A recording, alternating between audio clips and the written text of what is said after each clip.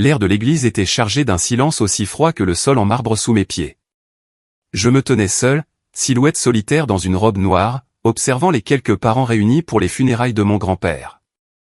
Ils ne pleuraient pas. Non, leur visage était marqué d'un dédain familier. Leur chuchotement, un bourdonnement venimeux dans la pièce silencieuse. Bon débarras du vieil avare, entendis-je un cousin marmonner. Il a eu ce qu'il méritait. Mon sang se glaça, un feu s'allumant dans mes veines. Il ne savait rien, rien de l'homme qui m'avait élevé, l'homme qu'il condamnait maintenant si facilement. Il n'était que des vautours tournoyant pour un morceau de sa fortune inexistante. Mais alors que le pasteur terminait sa prière expéditive et regardait les bancs vides, une question flottait dans l'air. Quelqu'un souhaite-t-il faire un éloge funèbre? Silence. Un silence lourd et suffocant. C'est alors que j'ai su que je devais parler. Je devais leur dire la vérité sur l'homme le plus cruel que j'ai jamais connu et l'enfer que j'avais vécu avec lui. Je devais leur faire comprendre. Je ne m'attendais simplement pas à ce qui allait se passer ensuite. J'avais 12 ans, une fille avec des couettes brunes en désordre et un cœur plein de rêveries, quand mon monde s'est effondré. Mes parents, David et Sarah Lefebvre, étaient pilotes. Ils étaient le genre de personnes qui riaient facilement et aimaient farouchement. Je me souviens des épaules larges et rassurantes de mon père, les mêmes sur lesquelles il me hissait pour que je puisse avoir l'impression de voler. La voix de ma mère était une mélodie, un doux fredonnement tandis qu'elle peignait des aquarelles qui remplissaient notre petite maison en banlieue lyonnaise de couleurs vibrantes. Notre vie n'était pas grandiose, mais elle était parfaite. Nous avions des soirées cinéma sur le canapé, des barbecues dans le jardin avec les voisins, et un chien nommé Milo, qui faisait tout autant partie de la famille que moi. Nous étions heureux, mais le bonheur, j'allais bientôt l'apprendre, était une chose fragile. Un seul coup de téléphone sec a tout changé. Les visages à notre porte étaient cendrés. Leurs mots étaient un brouillard. Un résumé froid et clinique d'un accident d'avion dans les Alpes. Aucun survivant. L'avion de mon père. Ma mère était avec lui. Le monde autour de moi est devenu statique. Je n'ai pas crié. Je n'ai pas pleuré. La douleur était trop immense, un bloc de glace qui s'est solidifié dans ma poitrine, me laissant complètement engourdi. C'est alors que tante Claire est arrivée. C'était la sœur aînée de ma mère, une femme à la bouche perpétuellement pincée et au regard vif et calculateur. Je ne l'avais vue qu'aux réunions de famille, où elle semblait toujours nous jauger. « Je prendrai la fille », dit-elle à l'assistante sociale, sa voix dénuée de chaleur. Je ne le savais pas alors, mais elle avait une arrière-pensée, un espoir désespéré de trouver une fortune cachée laissée par mes parents. Elle m'a conduit pendant des heures, le paysage devenant de plus en plus désolé à chaque kilomètre, jusqu'à ce que nous arrivions à un endroit qui ressemblait à un village fantôme. C'était un village poussiéreux et balayé par le vent au cœur de la Provence, avec un seul feu de circulation et une poignée de bâtiments délabrés. Et là, à la lisière du village, se trouvait ma nouvelle maison, une petite ferme délabrée à la peinture écaillée et au toit de tôle rouillée. Je n'oublierai jamais la première fois que je l'ai vu. Mon grand-père, Jean Moreau, se tenait sur le porche. Il était grand, décharné, et ses yeux gris perçants semblaient me transpercer, comme s'il voyait chaque défaut. Il n'était pas du tout ce que j'avais imaginé. Je me suis préparé à une étreinte, un mot gentil, tout ce qui ressemblait à du réconfort. Tout ce que j'ai eu, c'est un signe de tête brusque et une voix tonitruante qui allait hanter mes rêves pendant des années. Tu es en retard, Élise. Ne me fais pas perdre mon temps. C'est à ce moment-là que ma nouvelle vie a commencé, une vie de silence, de dur labeur et d'une sorte de discipline qui briserait la plupart des gens. Je n'avais aucune idée à l'époque que le pauvre vieil homme chez qui on m'avait envoyé vivre était un milliardaire secret. Dès l'instant où j'ai mis les pieds dans cette ferme, ma vie est devenue un tourbillon de corvées et de silence. J'ai vite appris que grand-père Jean ne croyait ni au confort ni à la conversation. La vieille ferme était froide et sentait la poussière et la terre humide. Ma chambre était une petite boîte spartiate avec un lit rigide, un simple bureau en bois et une fenêtre qui donnait sur une grange. Il n'y avait pas de veilleuse, pas de tapis, rien pour adoucir le choc de ma nouvelle réalité. La seule décoration était un petit tableau noir sur le mur avec 2 mots griffonnés dessus, « Travail dur ». Mes journées étaient une routine étouffante, une horloge remontée si serrée qu'elle semblait prête à casser. Le son aigu de son réveil retentissait à 5 heures du matin. « Lève-toi, Élise. » Le soleil n'attend pas, sa voix tonnait depuis le couloir, et je me réveillais en sursaut, le cœur battant d'une peur familière. Je sortais du lit en titubant, mon esprit rejoint encore des flashs de l'accident d'avion, des visages de mes parents m'appelant sous la pluie. Il n'y avait pas de temps pour le chagrin, pas de temps pour les rêveries. J'enfilais les jeans usés et les chemises en flanelle qu'il avait préparées pour moi, puis je me précipitais dehors pour nourrir les cochons et nettoyer les étables. Le petit déjeuner était toujours à 6 heures du matin, et c'était un repas d'isolement. Il s'asseyait au bout de la table, et moi à l'autre bout, la distance entre nous aussi vaste qu'un océan. La nourriture était simple, de la bouillie d'avoine et du pain grillé, et nous mangions en silence. Il n'y avait pas d'histoire joyeuse, pas de rire comme ceux que ma mère partageait. Montrer de la faiblesse était un péché grave. Un jour, j'ai fait l'erreur de me plaindre de mes mains pleines d'ampoules après avoir pelleté du fumier. J'ai mal aux mains, grand-père, dis-je, ma voix à peine un murmure. Il a relevé la tête brusquement, ses yeux gris brillants sous ses sourcils broussailleux. Mal, gronda-t-il. Les hommes ne savent pas ce que c'est que d'avoir mal. Tu as perdu tes parents, et tu te plains d'un peu de travail. Tu t'y habitueras. Ces mots m'ont piqué comme un fouet, me faisant taire, les larmes que l'on m'interdisait de verser montant à mes yeux. Il me corrigeait constamment, criant pour les plus petites erreurs dont mes parents auraient simplement ri. Des bottes boueuses dans la maison. Nettoie ça. Cette ferme n'est pas une porcherie. Si je mangeais trop lentement, il lançait, dépêche-toi. Le temps, c'est de l'or. Tu crois que la vie attend que tu finisses ton pain? Oublier de débarrasser la table était la pire offense. Une fois, épuisé d'avoir trait les vaches et réparé les clôtures, j'ai laissé la vaisselle et me suis effondré dans mon lit. J'ai été réveillé par le bruit de ses pas lourds. Il se tenait à ma porte, tenant une vieille lanière de cuir du mur. Il ne m'a pas frappé, mais il l'a balancé, le cuir sifflant doucement dans l'air. Nettoie ça maintenant. Personne ne fait ton travail pour toi dans cette vie. Je me suis traîné, les mains tremblantes, pour laver la vaisselle à l'eau glacée, les éclaboussures frappant mon visage comme les larmes que je n'avais pas le droit de pleurer. J'ai lutté. La douleur de la perte de mes parents était encore une blessure à vif, saignante. Le jour, je me plongeais dans le travail pour oublier. Mais la nuit, sur ce lit en bois grinçant, la solitude revenait en force. Je me recroquevillais en boule, chuchotant les noms de mes parents dans ma tête, suppliant le sommeil de venir rapidement et d'effacer cette dure réalité. Mon enfer personnel n'était pas seulement le dur labeur, mais la solitude rongeante et écrasante qui me faisait me sentir comme un fantôme dérivant dans une vie qui n'était pas la mienne. Au fil des semaines et des mois, quelque chose d'inattendu a commencé à se produire. Au milieu des larmes et de la sueur, une graine de résilience a commencé à germer en moi. J'avais toujours peur de lui, je regrettais toujours la maison que j'avais perdue. Mais je commençais aussi à voir des choses que je n'avais pas vues auparavant. La ferme n'était pas seulement une prison, c'était une école. Et mon grand-père était un professeur impitoyable mais efficace. Ses leçons n'étaient pas enseignées avec des mots doux ou des étreintes réconfortantes, mais par ses actions, par la manière inébranlable dont il vivait. La première leçon gravée en moi fut la discipline. Grand-père Jean vivait comme une horloge suisse, précis à la seconde. À 5 heures du matin, son réveil sonnait, et il était déjà dehors dans les étables.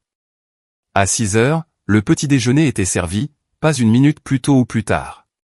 À 8 heures, il labourait les champs, que le soleil soit brûlant ou qu'il pleuve. Une fois, je me suis réveillé avec seulement 10 minutes de retard.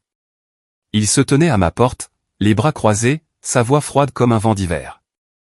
10 minutes de retard, c'est 10 minutes de perdu. Tu crois que la vie attend que tu fasses la grasse matinée? J'ai marmonné des excuses, mes bottes encore humides de rosée, et je me suis précipité vers l'enclos des cochons. Au début, je détestais sa rigidité, mais peu à peu, j'ai vu son pouvoir. Quand j'ai commencé à me réveiller à l'heure et à finir mes devoirs avant de me coucher, ma vie est devenue moins chaotique. Sa discipline, bien que sévère, m'a appris à maîtriser le temps et à vivre avec un but. La deuxième leçon fut la persévérance. Grand-père Jean n'abandonnait jamais une tâche. Je me souviens d'une journée d'hiver glacial où une épaisse neige recouvrait les champs. Je pensais qu'il se reposerait près du feu, mais il a enfilé son imperméable en lambeaux et est allé réparer un toit d'étable qui fuyait.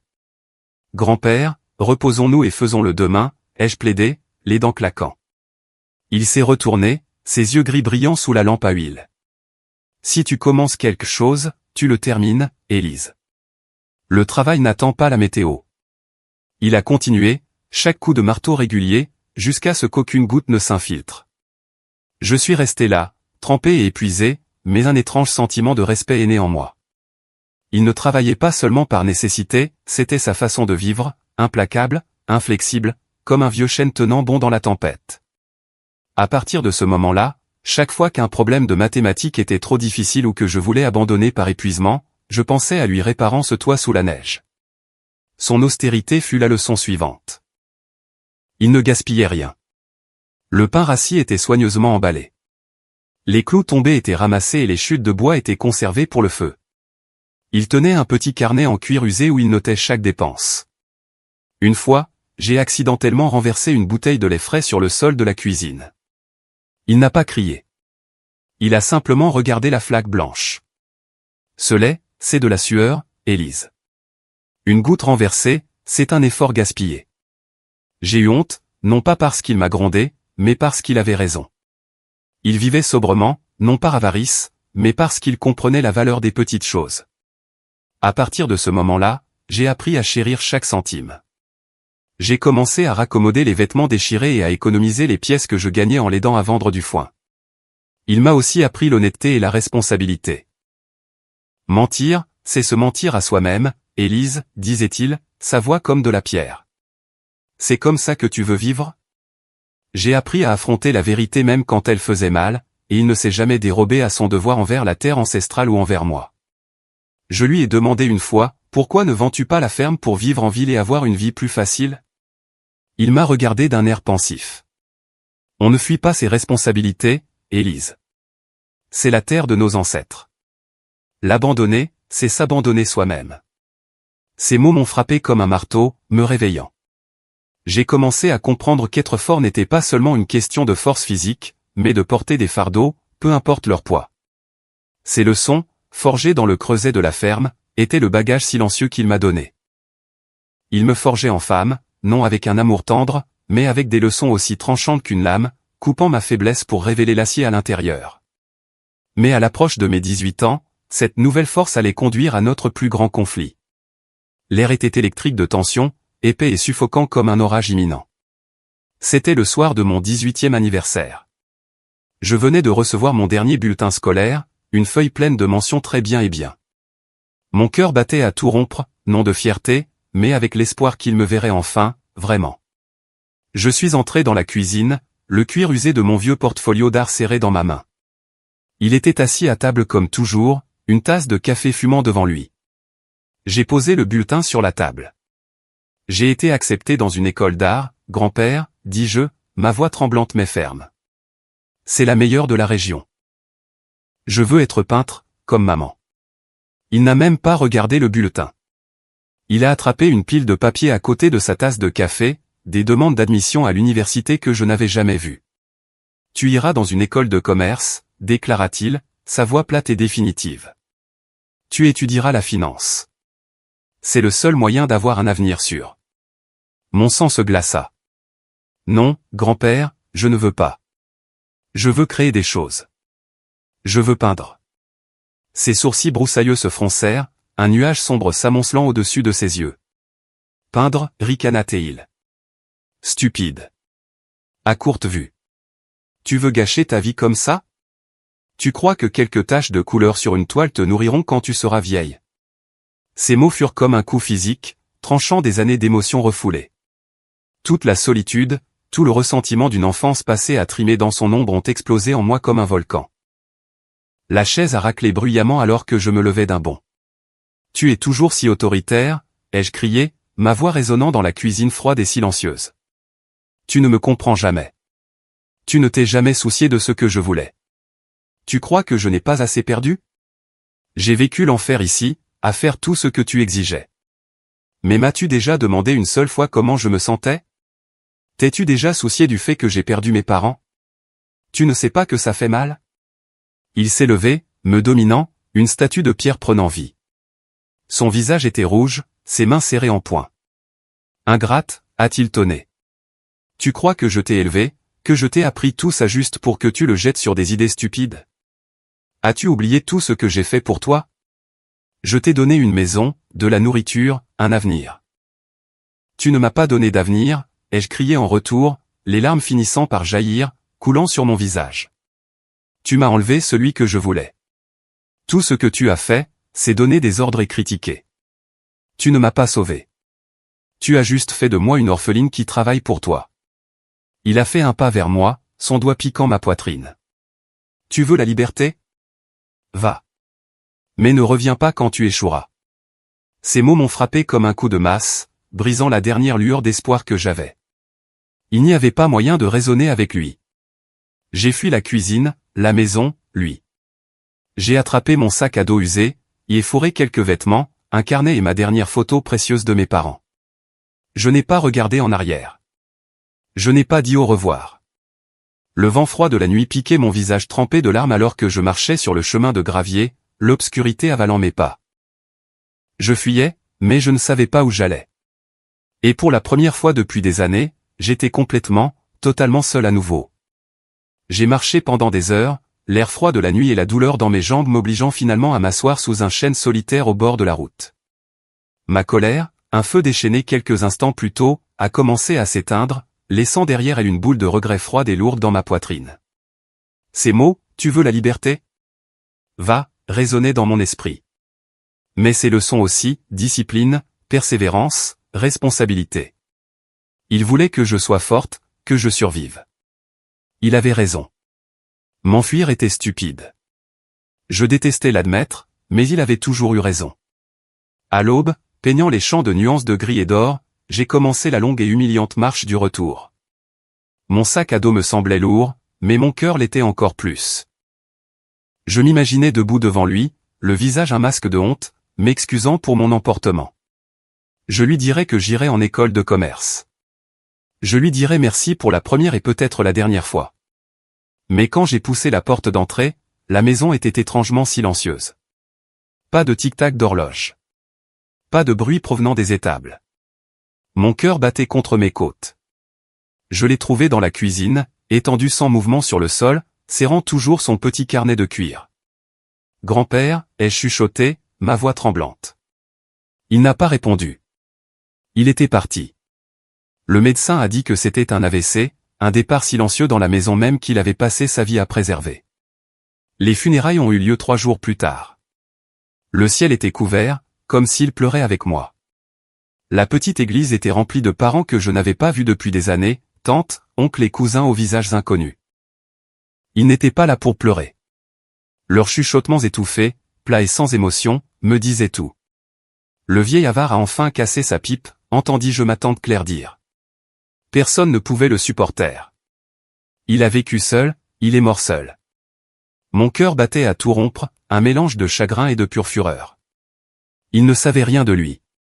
Pour eux, il n'était qu'un vieil homme cruel et sans cœur, une statue froide. Alors que le pasteur terminait son service, il fit une pause, regardant la congrégation. « Quelqu'un souhaite-t-il dire quelque chose sur Jean » demanda-t-il. Silence. Personne ne bougea. Ma tante Claire baissa les yeux sur ses mains. Mes cousins traînaient des pieds, évitant le contact visuel. Ils étaient tous là pour le testament, mais aucun d'entre eux ne put trouver un mot gentil pour l'homme qui reposait dans le cercueil. Ce silence était un couteau qui se tordait dans ma poitrine, un jugement cruel final sur un homme qu'il n'avait jamais connu. Je ne pouvais pas le laisser partir comme ça, sans un seul mot de gratitude. Mes jambes semblaient de plomb, mais je me suis levé, tous les regards se tournant vers moi dans un mélange de surprise et de curiosité.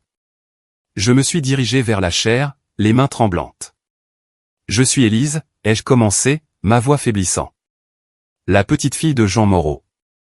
J'ai pris une profonde inspiration, prête à leur dire la vérité, non pas sur l'argent, mais sur l'enfer, les leçons et l'amour que j'avais fini par comprendre trop tard. Je me suis agrippé à la chaire, les jointures blanches, et j'ai regardé la mère de visage froid et critique. Les gens pensent qu'il était cruel, ai-je commencé, ma voix plus assurée maintenant. Et il l'était.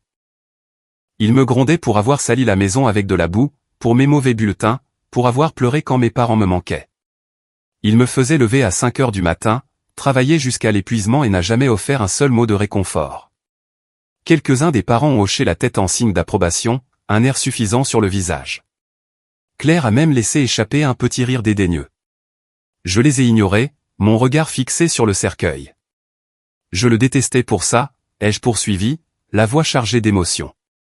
Je pensais qu'il ne m'aimait pas, qu'il ne me comprenait pas, mais j'avais tort. Les chuchotements dans les bancs se sont tus, les parents se sont agités mal à l'aise. Il m'a appris la discipline en me réveillant à l'heure et en ne laissant jamais un seul instant s'échapper. Il m'a appris la persévérance, comme la fois où il a réparé le toit de l'étable sous la neige, n'abandonnant jamais malgré le froid glacial. Il m'a appris l'économie parce que chaque goutte de lait renversée était un effort gaspillé, sa sueur. Il m'a appris la responsabilité parce qu'il n'a jamais abandonné cette terre. Et il ne m'a jamais abandonné, même si je n'étais qu'une gamine orpheline qui lui donnait des maux de tête. Et il m'a appris l'honnêteté. Même quand la vérité faisait mal. Je me suis arrêté, les larmes finissant par couler, chaudes et irrépressibles. C'était l'homme le plus fort que j'ai jamais connu. C'était un homme de son temps, façonné par un monde qui lui a appris à être dur, pas tendre. J'aurais seulement aimé le remercier de son vivant. Je suis descendu de la chaire, les jambes tremblantes, et je suis retourné à ma place, un silence brut remplissant l'église. Mon éloge funèbre n'avait pas changé la façon dont il le voyait, mais c'était mon adieu. Mon dernier cadeau à l'homme qui m'avait forgé. Alors que j'étais assise là, un homme en costume gris impeccable s'est approché de moi. C'était maître Robert Martin, l'avocat de grand-père. Il avait une mallette en cuir usé à la main. « Lambert » demanda-t-il. J'ai secoué la tête. « Élise. »« Je suis Élise. » Il a esquissé un petit sourire chaleureux. « Élise » se corrigea-t-il. « Je suis ici concernant le testament de Jean Moreau. » Les mots flottaient dans l'air, attirant tous les regards de la pièce sur moi. J'avais oublié les vautours. Maître Martin a ouvert sa mallette et en a sorti un épais dossier. « Au nom de Monsieur Moreau, dit-il, la voix basse et régulière.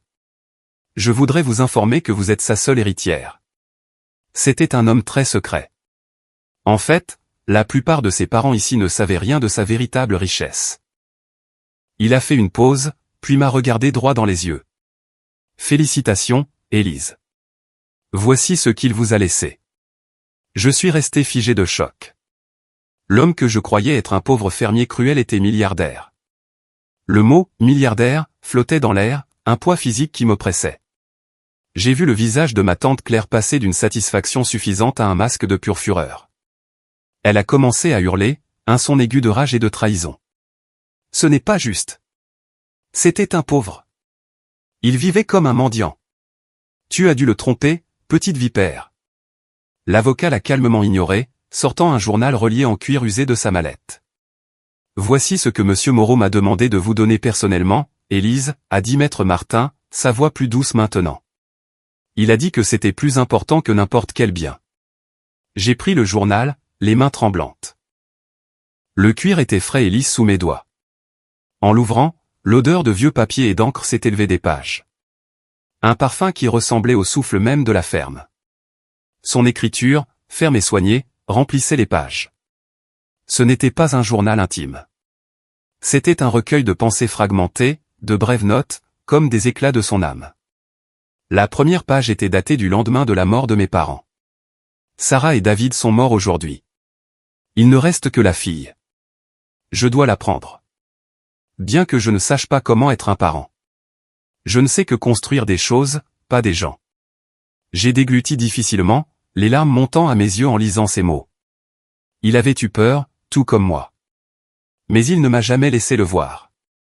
J'ai tourné les pages, chaque ligne coupant plus profondément dans mon cœur. Il écrivait sur des nuits blanches, sur le fait de se tenir dans l'étable, se demandant s'il m'élevait correctement avec sa sévérité. Je ne sais pas dire des mots aimants. Mon père m'a appris qu'un homme doit être fort. Pas de pleurs, pas de faiblesse. C'est tout ce que je sais enseigner à Élise. Je crains qu'elle ne me déteste pour toujours. Les larmes sont tombées sur la page, faisant baver l'encre. Il avait peur que je le déteste. Il avait peur que je ne comprenne pas. J'ai sauté à la dernière entrée, écrite quelques semaines seulement avant sa mort, probablement le jour de notre dernière dispute. Élise a grandi. Elle veut la liberté. Je comprends. Mais je veux qu'elle ait une vie meilleure que la mienne, meilleure que celle de ses parents. Je l'aime, mais je ne sais pas comment le dire. Si je suis parti, faites-lui savoir que je suis fier. Je veux seulement qu'elle soit forte, pour que personne ne puisse lui faire de mal.